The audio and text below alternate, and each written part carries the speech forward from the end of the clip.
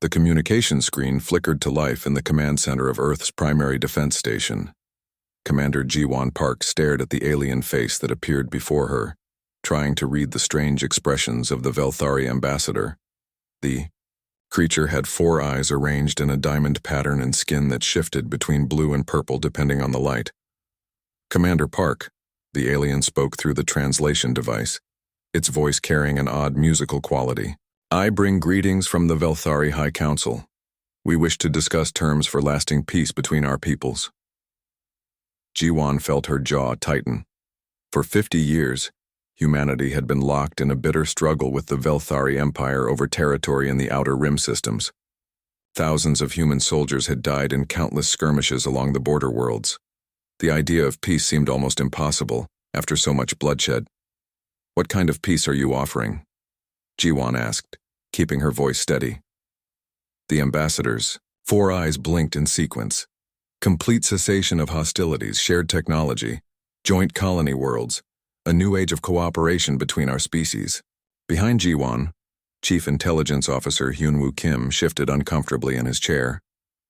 He had been monitoring Velthari communications for decades, and something about this felt wrong. The aliens had never shown interest in peace before. In fact, just last month they had attacked a human mining station near the Kepler system. We are prepared to share our most advanced terraforming technology, the ambassador continued. Your people struggle to make worlds suitable for human life. Our methods could transform barren planets into gardens within months instead of decades. Jiwon glanced at the other officers in the room. Admiral Daehyun Choi, the highest-ranking military officer on Earth, looked skeptical but hopeful. The war had drained Earth's resources and morale. Everyone wanted it to end. What do you want in return? Jiwon asked. Simply peace, and perhaps some cultural exchange. We are curious about human art and music. We would like to establish embassies on your major worlds. After the transmission ended, the command center erupted in heated discussion. Admiral Choi believed the offer was genuine. The Velthari had been fighting other alien species on their eastern borders, and might genuinely need peace with humanity to focus their forces elsewhere. Hyunwoo Kim disagreed. This doesn't match their behavior patterns, he insisted, pulling up star charts on the main display. Our deep space sensors have detected unusual Velthari fleet movements in neutral space, large formations moving in coordinated patterns. Military exercises, Admiral Choi suggested. Every military conducts training maneuvers. Not like this, Hyunwoo replied, highlighting several red dots on the star map. These formations are moving toward our border worlds but staying just outside sensor range of our colonies. It's like they're positioning for something. Diplomatic Corps liaison Nari Lee had been quiet during the discussion, but now she spoke up. The political situation on Earth is clear. The people want peace. The civilian government is tired of funding this war. If we reject this offer without concrete evidence of deception, we'll face a political crisis. Ji-won studied the star charts, feeling the weight of decision pressing down on her. Her instincts agreed with Hyunwoo, but she also understood the political reality that Nari described. Earth's population was war-weary. Anti-war protests had been growing larger each month. The government needed this peace deal to work. 2 days later, on the disputed world of Kepler 442b, xenoarchaeologist Hyejin Song was examining strange ruins that her team had discovered in the planet's northern continent. The structures were ancient, far older than either human or Velthari civilization. The architecture was unlike anything she had seen before, with impossible curves and surfaces that seemed to shift when viewed from different angles. Dr. Song called her assistant, Soo-yeon Baek, who was scanning one of the larger structures with quantum resonance equipment. These readings are extraordinary. The materials used in this construction don't match anything in our databases. Hyejin approached the device and studied the readout. The quantum signature was completely unique, suggesting technology far more advanced than anything either humans or Velthari possessed. More troubling was the dating analysis, which indicated the ruins were over 10,000 years old. Have you found any indication of who built these? Hyejin asked. That's the strange part. Suyun replied. The computer analysis suggests this architectural style doesn't match any known Velthari historical records, but according to the peace treaty negotiations, the Velthari claim this entire region has been their territory for thousands of years. Hyejin felt a chill run down her spine. If these ruins predated Velthari presence in this system, it raised serious questions about their territorial claims. She decided to send her findings to Earth immediately, but when she tried to transmit her report, she discovered that all communications from Kepler 442b were being routed through Velthari relay stations as part of the new peace arrangements. Meanwhile, on Earth, the peace treaty signing ceremony was being prepared. The entire event would be broadcast across all human worlds, showing the historic moment when humanity and the Velthari Empire officially ended their long war. Jiwon found herself assigned as military liaison for the ceremony, which meant she had to work closely with the Velthari delegation. The aliens had arrived in a massive diplomatic vessel that currently orbited Earth's moon.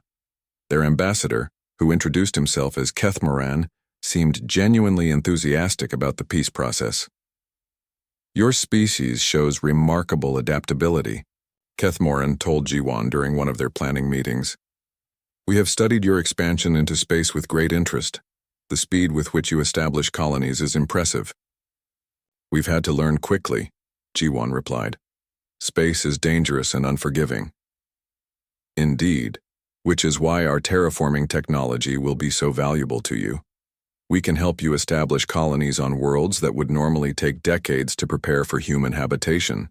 During these conversations, Jiwon noticed that Kethmoran asked many detailed questions about human colony locations, population numbers, and defensive capabilities. When she mentioned this to Hyunwoo, he became even more suspicious. They're gathering intelligence, Hyunwoo insisted. Every question they ask is designed to map our strategic capabilities. Or they're just trying to understand how to best help us, Admiral Choi countered. Terraforming is complex. They need to understand our current capabilities to know where their technology can be most useful. The peace treaty was signed on a bright Tuesday morning in Geneva. Earth's President Kim Min-ji and Velthari High Counselor Morthek signed the documents while billions of humans watched the ceremony on their screens. The treaty established formal diplomatic relations, created joint scientific committees, and most importantly, ended the state of war that had existed between the two species for half a century. The celebration lasted for days.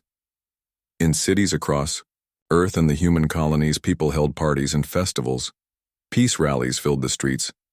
For the first time in decades, parents could tell their children that they wouldn't have to fight in an interstellar war. But Hyunwoo Kim couldn't celebrate. His surveillance networks had detected more Velthari fleet movements, and the patterns were becoming clearer. The alien formations weren't conducting random exercises. They were systematically positioning themselves around key human systems, always staying just beyond the range where their presence would trigger automatic warning systems. He brought his concerns to Jiwon, showing her the latest intelligence reports. Look at this pattern, he said, pointing to the tactical display. Every major human colony world now has a Velthari fleet within 12 hours travel time. That's not a coincidence. Jiwon studied the data, feeling her stomach tighten.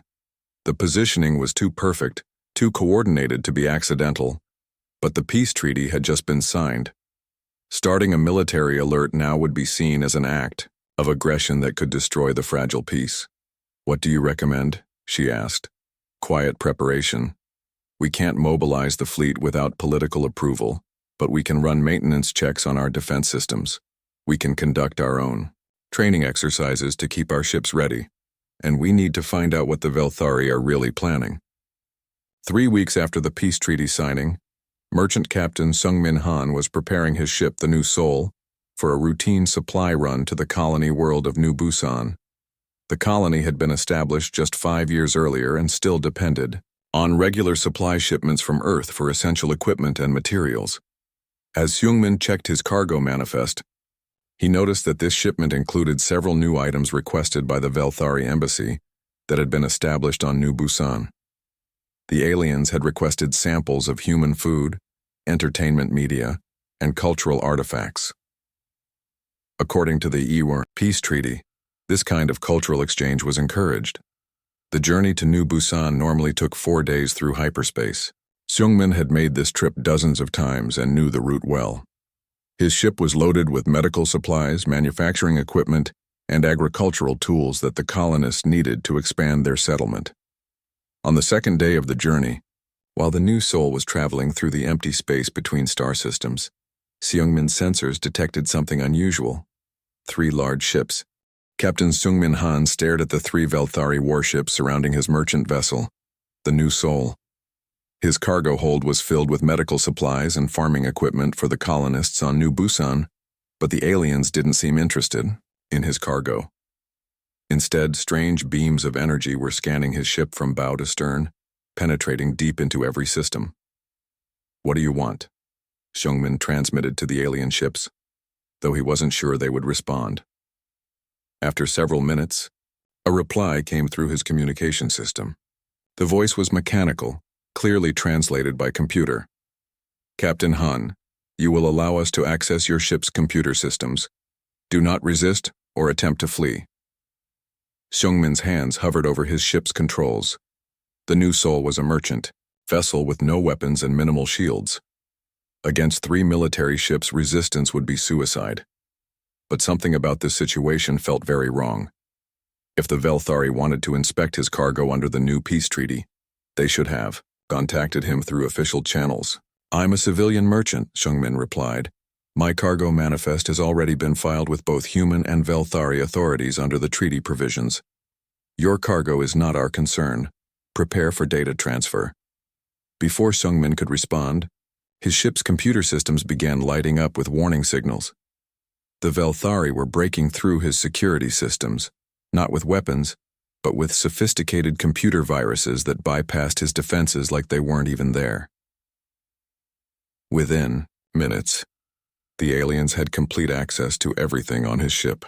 They downloaded his navigation computers, communication logs, cargo manifests, and, most disturbingly, the complete database of human colony locations that every merchant ship carried for emergency purposes. Seungmin watched helplessly as terabytes of data flowed from his ship to the Velthari vessels.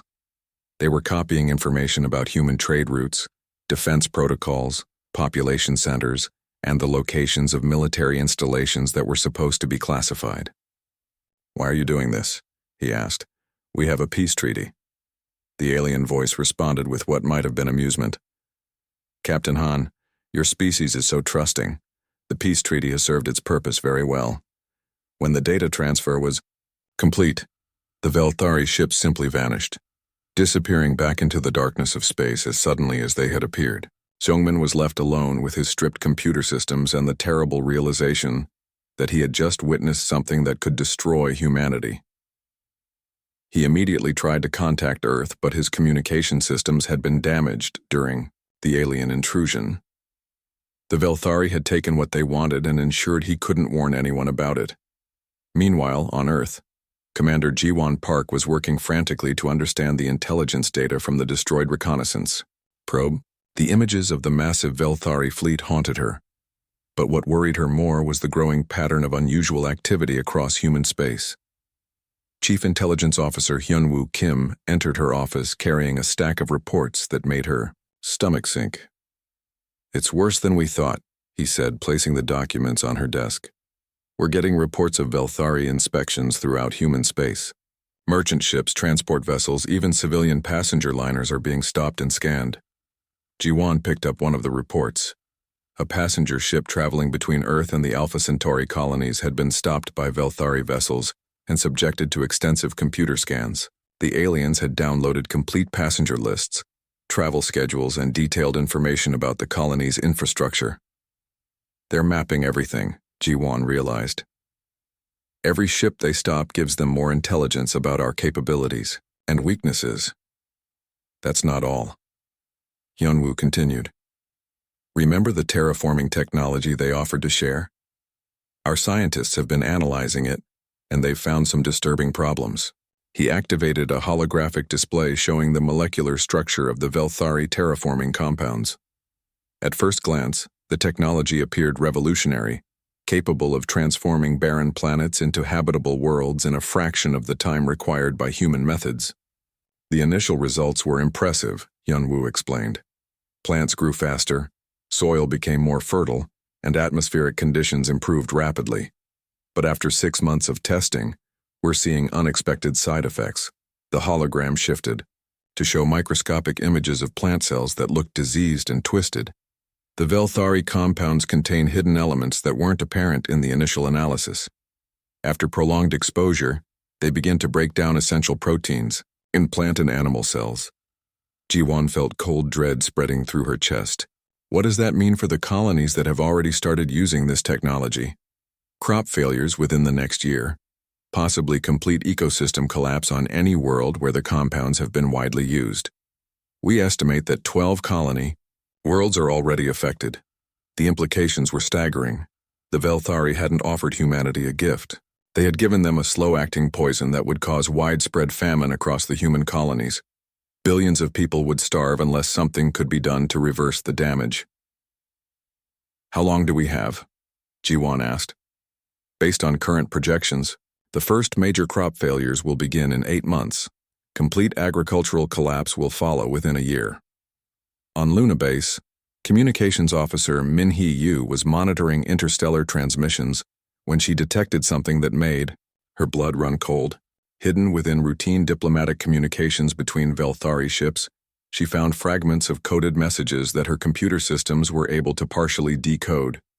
The messages referenced something called Operation Harvest and included coordinates for every major human colony world. More disturbing were references to resource extraction timelines and population elimination schedules. Min-hee immediately reported her findings to Earth, but when she tried to send the intercepted transmissions, she discovered that the communication relay stations had been compromised. Her messages were being routed through Velthari systems before reaching Earth, giving the aliens the opportunity to monitor or block her reports. She realized that the entire human communication network had been subtly infiltrated during the 6 months of peace. The Velthari embassies that had been established on human worlds weren't just for cultural exchange. They were intelligence-gathering stations that had been systematically mapping humanity's defensive capabilities. On the colony world of Harmony Station, Administrator Young-ho Kang was dealing with the first signs of the agricultural crisis that Hyunwoo had predicted. The colony's food production had increased dramatically after implementing Velthari terraforming technology, but now the enhanced crops were beginning to wither and die. The soil composition is changing, reported the colony's chief agricultural scientist. The enhanced nutrients that the Velthari compounds provided are breaking down into toxic substances. If this continues, we'll lose the entire harvest. Young-ho stared at the report showing similar problems across multiple colony worlds. The pattern was too consistent to be accidental. The Velthari had deliberately designed their terraforming technology to fail after a specific period, ensuring that human colonies would face starvation just as the aliens launched their attack. Can we reverse the damage? Young-ho asked. We're trying, but the chemical changes are deeply embedded in the soil and water systems. It would take years to fully cleanse the contamination, and we don't have years. We have months at best. Back on Earth, Admiral Daehyun Choi was beginning to understand the scope of the Velthari deception. Intelligence reports from across human space painted a picture of systematic preparation for the largest military operation in galactic history. They never intended peace, he told Jiwon during an emergency meeting of Earth's Defense Council. The entire treaty was designed to give them time to map our defenses and sabotage our food supply. When they attack, we'll be weakened by famine and they'll know exactly where to strike for maximum damage. Jiwon studied the tactical displays showing Velthari fleet positions around human space. The aliens had spent 6 months carefully positioning their forces for a coordinated assault that would hit every human world simultaneously. What are our options? She asked. Limited, Admiral Choi replied grimly. Our fleet is scattered across dozens of systems protecting individual colonies. The Velthari can concentrate their forces and overwhelm our defenses before we can organize a coordinated response. And if we try to warn the colonies? The communication networks have been compromised. Any warnings we send will be intercepted by Velthari intelligence. They'll know we've discovered their plan and may accelerate their timeline. As if summoned by their conversation, alarms began blaring throughout the command center. Emergency signals flooded in from monitoring stations across the solar system, all reporting the same terrifying news. Massive Velthari fleets were decloaking throughout human space, revealing the true scope of their preparations. The attack had begun. The first targets were Earth's outer defense platforms, massive stations that protected the approaches to humanity's homeworld. Velthari warships emerged from hyperspace in perfect coordination, their weapons already locked onto specific targets. Within minutes, half of Earth's defensive installations were destroyed or crippled. The alien. The evacuation ship Incheon limped through space toward Kepler 442b, its hull scarred from the desperate escape from Earth's orbital defenses. Commander Ji-won Park stood in the cramped bridge, watching the ancient world grow larger on the view screen. Behind her, 300 survivors from Earth's military command huddled in cargo holds that had been hastily converted into passenger compartments. Earth was burning. The Velthari had left the planet intact, but stripped it of every piece of advanced technology. Power grids, communication networks, manufacturing facilities, and spaceports had all been systematically destroyed or carried away. The billions of people remaining on Earth would survive, but they would be reduced to a pre-industrial existence within months. Approaching Kepler 442b, reported Navigation Officer Soo-jin Park. Dr. Song's transmission is coming from the northern continent, coordinates 45.7 north, 127.3 west. Ji-won nodded grimly.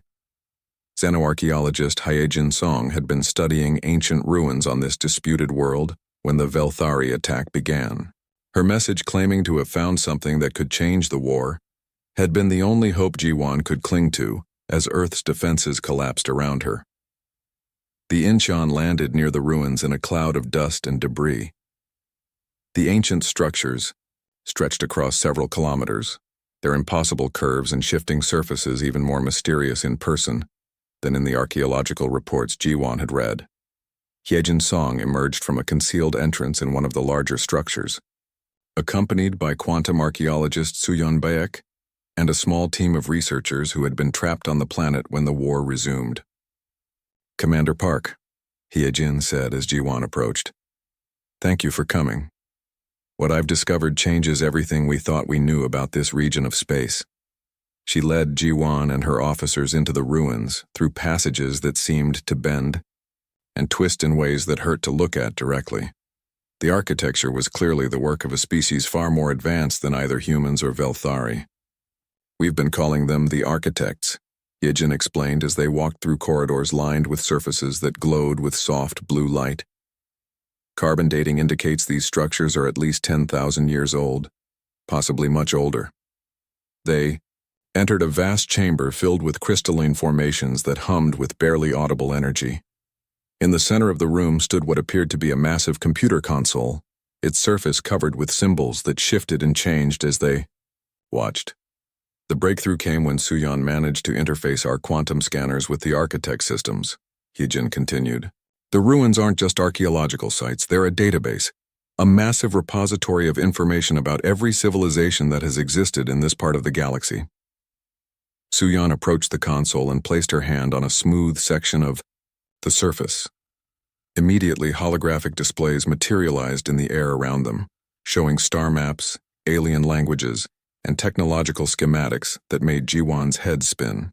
The architects were apparently a peaceful species that acted as record keepers for the galaxy, Soo-yeon explained. They documented the rise and fall of dozens of civilizations over thousands of years, but more importantly, they documented the truth about the Velthari Empire. The holographic display shifted to show images that made Ji-won's blood run cold. Dozens of different alien species were shown in various stages of technological development, then images of their worlds burning, and their populations enslaved or scattered. "The Velthari aren't an empire at all," Hyejin said quietly. "They're a parasitic coalition of scavenger species that has been destroying civilizations for millennia. They follow the same pattern every time: infiltration, intelligence gathering, sabotage, and finally resource extraction." Ji-won stared at the images of dead worlds and destroyed cities. "How many civilizations have they destroyed?" According to the architect records, at least 47 in this region of space alone, Suyon replied, and they follow the same method each time. They pose as a legitimate government, offer peace or trade agreements, gather intelligence about their target's weaknesses, then launch coordinated attacks designed to capture resources while leaving the population alive but helpless. Why leave the population alive? Asked Admiral Choi, who had followed them into the chamber. Slaves, Hyejin answered grimly. The records show that surviving populations are eventually transported to work camps, where they're forced to operate the machinery and technology the Velthari have stolen. They don't have the knowledge to maintain advanced technology themselves, so they need the original creators to keep it running. The implications hit G1 like a physical blow. Humanity hadn't just been defeated in a war. They had been targeted for systematic exploitation by a species that had perfected this process over thousands of years. There has to be something we can do, she said. These architects must have left some way to fight back. Hyejin and Suyon exchanged glances. That's where it gets interesting, Hyejin said. The architects didn't just document the Velthari's crimes. They prepared for someone to eventually stop them. She manipulated the console, and the holographic display changed to show technical schematics that were clearly weapons and defensive systems. But these weren't like any technology G1 had ever seen. The power outputs and capabilities shown in the diagrams were beyond anything humans or Velthari had achieved. The architects built these ruins as more than just record-keeping facilities, Suyon explained. They're weapons caches, hidden arsenals designed to be activated by any species capable of understanding their purpose. Why didn't they use these weapons themselves? Admiral Choi asked. According to the records, the architects were pacifists by nature, Hyejin replied. They couldn't bring themselves to use violence, even against the Velthari. Instead, they chose to disappear, leaving these facilities for future civilizations that might be willing to do what they could not. Ji-won studied the weapon schematics floating in the air around her. The technology was incredibly advanced, but the principles seemed understandable. More importantly, the records included detailed instructions for manufacturing and operating the equipment. How many of these facilities exist, she asked. The database shows at least 30 sites scattered across this region of space, Suyon answered. Most are on worlds that are currently uninhabited or under Velthari control. Naval engineer Taehyun Lim, who had been examining the technical displays, looked up with excitement in his eyes. Commander, these weapon systems are modular. We could potentially build a fleet using this technology that would be superior to anything the Velthari have. But even as hope began to build in G1's chest, she realized the massive scope of the challenge ahead. We'd need to reach these other sites and activate them without the Velthari knowing what we're doing. With our fleet destroyed and communication networks compromised, that seems impossible. Not impossible, Hyejin said with a slight smile. The architect facilities include their own communication system. It operates on quantum principles that the Velthari can't detect or intercept. We can coordinate with any survivors at other sites. Suyon activated another section of the console, and the chamber filled with new displays showing the current status of human colonies across space. Many had been attacked and stripped of resources, but some had survived by hiding or evacuation. There are more survivors than we thought, she reported, and some of them are at locations near other architect sites. Over the next several hours, Ji-won and her team worked with Hyejin and Suyon to establish contact with human survivors scattered across space. The architect communication system worked exactly as promised, allowing them to reach groups that had been cut off since the attack began. The reports they received painted a grim but not hopeless picture. The Velthari had indeed followed their historical pattern, focusing on resource extraction rather than complete annihilation. Millions of humans had been killed, but billions remained alive on dozens of worlds. More importantly, several groups of survivors were located near other architect sites. Former corporate security chief Jae-min-oh had organized resistance fighters on the industrial world of New Gwangju and was within range of a major architect facility. Rebel leader So-young Cho had established a hidden base on New Busan near another set of ruins. We can do this, Ji-won said as the scope of their potential network became clear. We can activate these facilities and build a new fleet using architect technology. But as they delved deeper into the database, they discovered information that added urgency to their mission. The Velthari weren't planning to stop with humanity. Their record showed that they were already targeting their next victim, the Zenthari Collective, a peaceful species of artists and philosophers located in the next spiral arm of the galaxy. The Zenthari have no military to speak of, Yejin explained, showing images of the elegant, fragile aliens and their beautiful crystal cities. They've never experienced war and have no concept of the kind of systematic destruction the Velthari represent. Intelligence Officer Hyunwoo Kim studied the timeline in the Architect records. According to this data, the Velthari attack on the Zenthari is scheduled to begin in 18 months. That gives us time to prepare, but not much. Ji-won felt the weight of responsibility settling on her shoulders. It wasn't enough to save humanity from... The quantum communication network carried urgent messages across the galaxy as resistance cells prepared for the largest coordinated military operation in galactic history. Commander Ji-won Park stood in the central command chamber of the Kepler 442b Architect facility, watching holographic displays that showed the positions of human and allied forces across hundreds of star systems. All teams report ready, announced communications specialist Yoon-bi Yoon. We have active Architect facilities in 47 systems, with resistance cells positioned near another 36 Velthari installations. The past 6 months had transformed a scattered group of refugees into a galactic liberation army. Using Architect manufacturing technology, they had built a fleet of hybrid ships that combined human tactical innovation with alien engineering that was thousands of years more advanced than anything the Velthari possessed. Begin Phase 1, Ji-won ordered. Across the galaxy, the coordinated assault began. At the Velthari Resource Depot orbiting the dead world of Kethmore Prime, former Corporate Security Chief Jemin Oh led a squadron of ships that materialized from quantum space directly inside the facility's defensive perimeter. The Velthari guards barely had time to register the attack before Architect weapons disabled their ships without destroying them. The goal wasn't conquest, but liberation. Every ship, every piece of equipment, every storage container in the depot contained technology and resources stolen from destroyed civilizations. Depot secured, Jamin reported, as his teams began the complex process of cataloging the stolen materials. We're finding technology from at least 12 different species.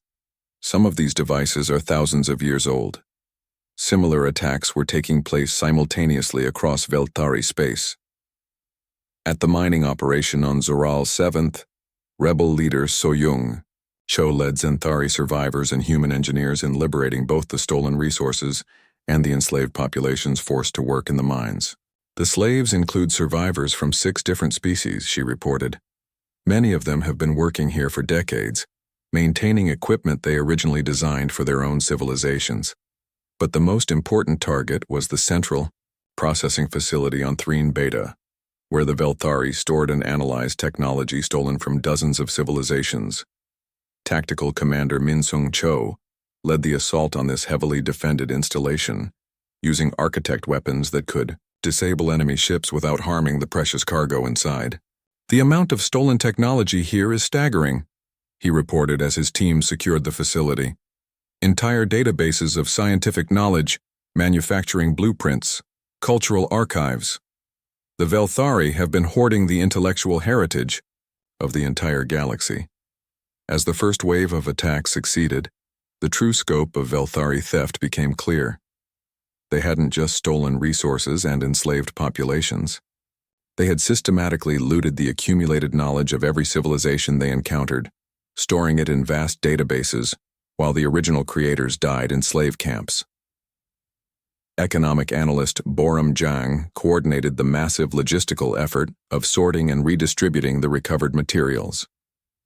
Each depot contains technology from multiple civilizations, she reported. We're finding Keth-Mani energy systems mixed with Zoral quantum computers and Threen biological synthesizers. The Velthari never understood what they stole, so they just stored everything together. Environmental engineer Sung Jae Park was already beginning the restoration work on liberated worlds. The damage is extensive but not irreversible, he reported from the former Kethmani homeworld. Using architect manufacturing systems and the original planetary data we've recovered, we can restore these ecosystems to their pre-invasion condition. But even as the liberation campaign achieved stunning initial success, intelligence reports revealed the Velthari response. Instead of trying to defend their scattered holdings, they were implementing a scorched earth strategy designed to deny the resistance any meaningful victory. "They're destroying everything they can't hold," reported intelligence officer Hyunwoo Kim with horror. "Slave camps, resource depots, even inhabited worlds. If they think a facility is going to be captured, they're obliterating it completely." The news got worse. Negotiations specialist Soo-hyun Lee had intercepted Velthari command communications that revealed the true scope of their desperation. "They're not just destroying individual facilities," she reported. "They're preparing to activate the soul harvester even though it's not complete. They're willing to sacrifice their own empire if it means denying victory to the resistance." Ji-won felt the weight of cosmic responsibility pressing down on her.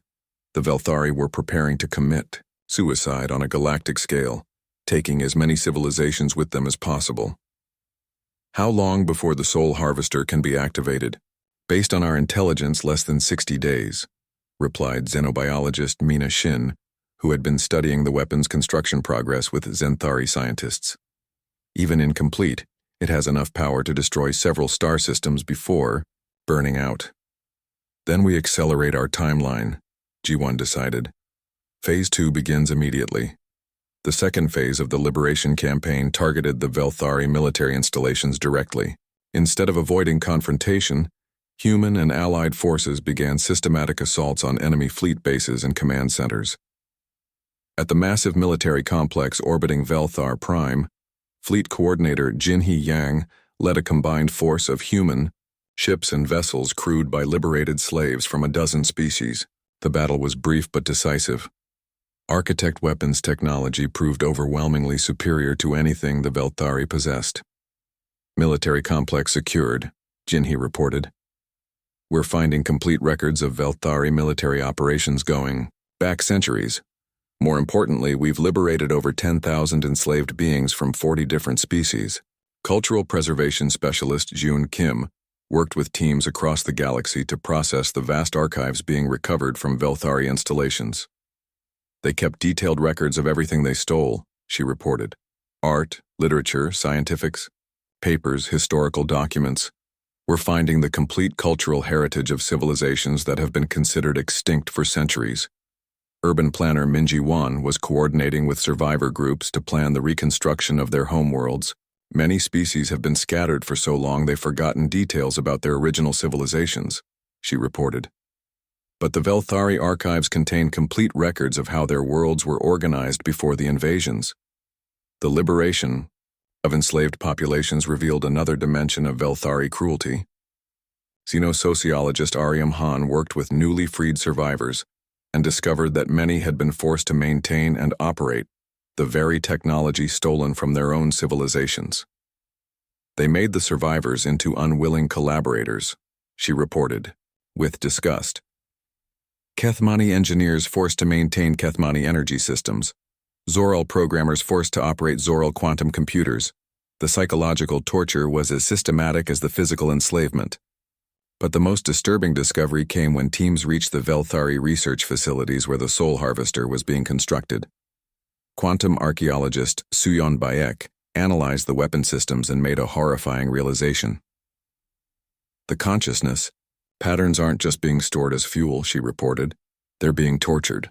The weapon design includes systems that cause continuous psychological pain to the trapped minds, using their suffering to amplify the energy output." Ji-won felt sick as she studied the technical specifications. The Velthari hadn't just enslaved bodies. They had found a way to enslave souls and torment them for eternity. "Can the consciousness patterns be freed?" she asked. "The architect databases include theoretical frameworks for consciousness transfer," replied Heejin Song, who had been working with the ancient records. "If we can capture the soul harvester intact, we might be able to liberate the trapped minds and restore them to physical forms." The final phase of the liberation campaign began with a direct assault on the Velthari home system. G1 led a massive fleet of hybrid ships carrying the combined forces of humanity and every liberated civilization. The approach to Velthar Prime was defended by the largest concentration of enemy forces in the galaxy, but they were no match for Architect weapons technology. The battle for the Soul Harvester facility was unlike anything in galactic history. The Velthari defenders knew they were fighting for the survival of their empire and fought with desperate fury.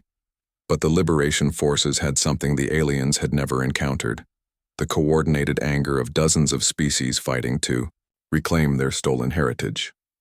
Former agricultural scientist Dongyun Song led teams that disabled the weapons power systems, while tactical analyst Yuna Choi coordinated the assault on the facility's defensive networks. Mining coordinator Junho Kim used architect matter manipulation technology to literally disassemble the weapon's most dangerous components. Soul Harvester secured, G1 announced, as the last Velthari defenders surrendered. The weapon is intact, but offline. But the most important moment came when Suyeon Baek connected architect consciousness transfer systems to the Soul Harvester's quantum matrix.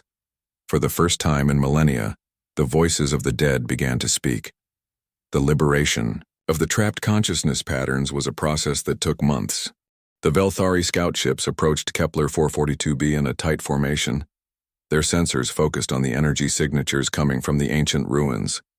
Commander Ji-won Park watched them through the Architect facility's defensive systems, her hand hovering over controls that could unleash weapons beyond human understanding. 3 ships, medium class, reported tactical analyst Yuna Choi, who had quickly learned to read the alien displays. They're scanning for the source of the quantum emissions. Ji-won studied the approaching vessels through the facility's sensors. These weren't the massive warships that had devastated Earth's defenses. They were reconnaissance craft, probably investigating the unusual energy readings that had begun when the Architect systems came online. "Can we take them without alerting their main fleet?" she asked. Taehyun Lim, who had been working to understand the Architect weapon systems, nodded confidently. "These defensive systems operate on principles I've never seen before.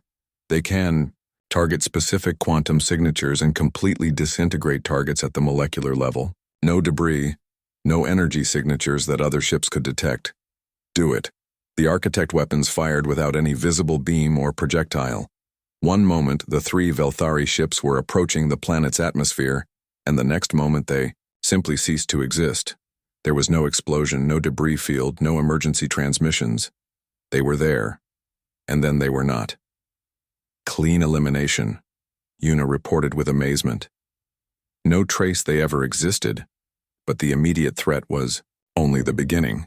As Ji-won and her team delved deeper into the Architect systems, they discovered that the ruins on Kepler 442b were just one node in a vast network that spanned the entire galaxy.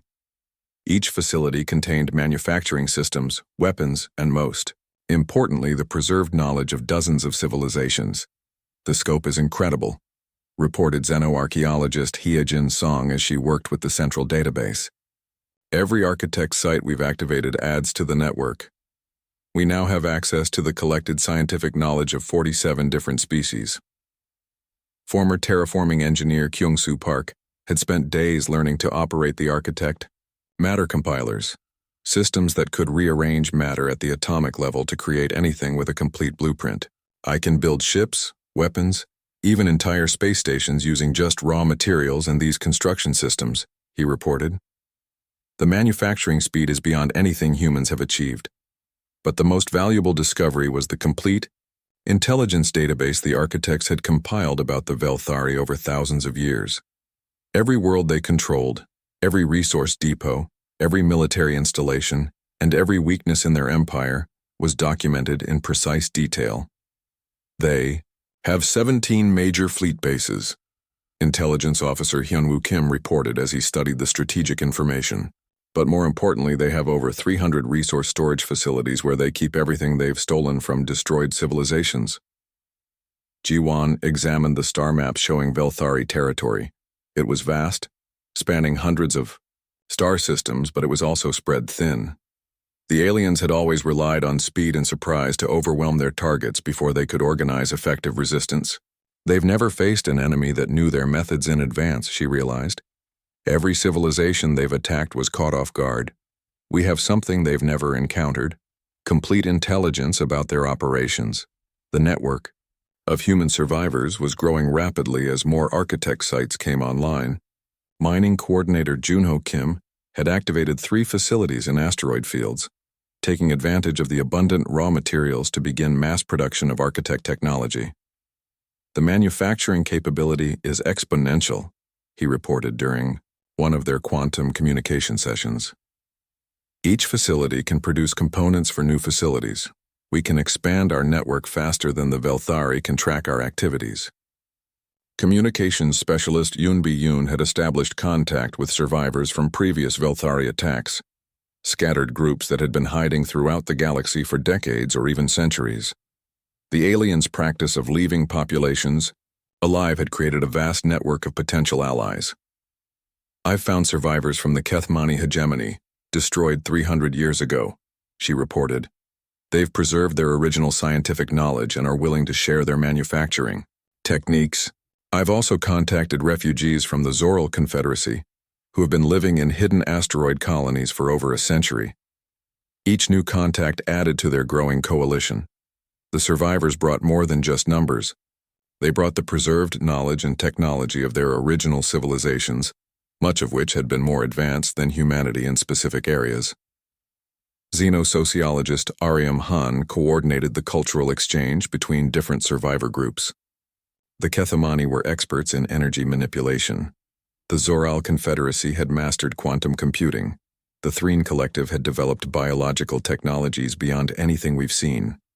Combined with architect manufacturing systems, we can create hybrid technologies more advanced than anything any single species achieved. But the most important intelligence came from an unexpected source. While working with the architect database, quantum archaeologist Suyan Bayek discovered hidden files that revealed the true nature of the Velthari superweapon project. The Soul Harvester isn't just designed to destroy star systems, she reported with horror. It's designed to capture and store the quantum consciousness patterns of every living being in those systems. The Velthari have been building a database of enslaved minds from every civilization they've destroyed. The implications were staggering. Every person who had died in Velthari attacks over the past millennia hadn't just been killed. Their minds had been captured and stored in a massive quantum matrix that the aliens plan to use as a power source. How many consciousness patterns are we talking about? Jiwan asked. According to the projections, potentially trillions of individual minds from dozens of species, Suyan replied. If the weapon is activated, those stored consciousness patterns will be consumed as fuel, destroying not just their bodies but their souls. Jiwan felt the weight of cosmic responsibility settling on her shoulders. They weren't just fighting to save humanity, or even to stop future genocides. They were fighting to liberate the trapped minds of every victim the Velthari had ever claimed. Where is this weapon being built? She asked. The central construction facility is located in the Velthari home system, Hyunwoo reported, studying the intelligence data. It's heavily defended, but the architect records include detailed plans of the facility. As their network expanded, Jiwan began coordinating with resistance leaders across human space and beyond. Former corporate security chief Jamin Oh had activated an architect facility on New Gwangju and was using its manufacturing systems to build a fleet of ships incorporating both human and alien technology. The hybrid designs are incredible, he reported. Human tactical thinking combined with architect manufacturing and weapons technology. We're creating ships that are individually more powerful than entire Velthari fleets. Rebel leader Soyoung Cho had established a major base on New Busan, where her teams were working with Kethmani survivors to develop new energy weapons. The Kethmani plasma manipulation techniques combined with architect power systems can create weapons that can destroy Velthari ships from incredible distances, she reported. But perhaps the most important development came when they made contact with a group of Zenthari who had escaped the Velthari advanced scouts. Unlike the other survivor species, the Zenthari hadn't been completely conquered yet, which meant they still had access to their original technology and industrial base. The Zenthari quantum crystal technology is the final component the Velthari Need for their superweapon, reported xenobiologist Mina Shin, who had been working with the Xanthari refugees. But the crystals can also be used to create quantum communication networks that operate faster than light. If we can coordinate with the main Xanthari population, we can organize a galactic resistance network. The plan that emerged from there, collective intelligence, was ambitious beyond anything previously attempted. Instead of simply defending against the Velthari, they would launch a coordinated campaign to systematically dismantle the alien empire and liberate every world and resource depot they controlled.